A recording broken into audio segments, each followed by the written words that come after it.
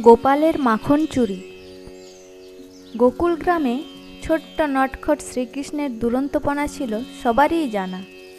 মা যশোদা ও গোকুলের গোপীরা কৃষ্ণের মাখন চুরির কাণ্ড দেখে মাঝে মাঝে রেগে যেতেন, আবার কখনো কখনো হাসতেন। কিন্তু কৃষ্ণ আর তার সখারা এ ব্যাপারে কোনো ভ্রুক্ষেপই করত না। একদিন গোপীরা ঠিক করলেন তারা কৃষ্ণকে মাখন চুরি করতে দেবেন না। তাই তারা মাখন কলসিতে রেখে তা দড়ি দিয়ে উঁচুতে বেঁধে দিলেন। কিন্তু এতে কৃষ্ণ ভয় পেলেন না। তিনি তার বন্ধুদের সঙ্গে পরিকল্পনা করলেন। কৃষ্ণ প্রথমে একটি পাত্র এনে তার উপরে দাঁড়ালেন।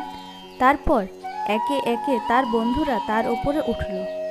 শেষে কৃষ্ণ নিজের ছোট্ট হাত দিয়ে কলসির মুখ খুলে ফেললেন এবং তাতে থাকা সুস্বাদু মাখন খেতে শুরু করলেন। কিন্তু ঠিক তখনই এক গোপী এসে দেখলেন তাদের মাখন চুরি হচ্ছে।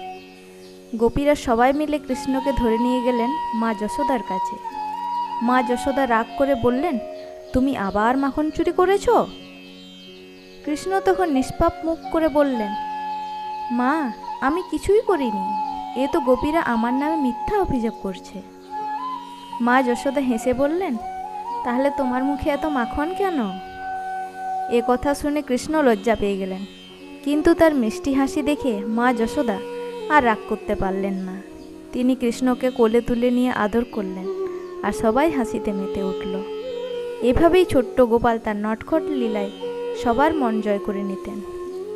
এই গল্পতে আমরা শিক্ষা কি পেলাম? এই গল্প আমাদের শেখায় যে ভগবান শ্রীকৃষ্ণের কৌশল, ভালোবাসা ও দুষ্টুমিতে এক অপূর্ব মাধুর্য আছে। তার প্রতি বিশ্বাস রাখলে জীবন আনন্দময় হয়ে উঠবে।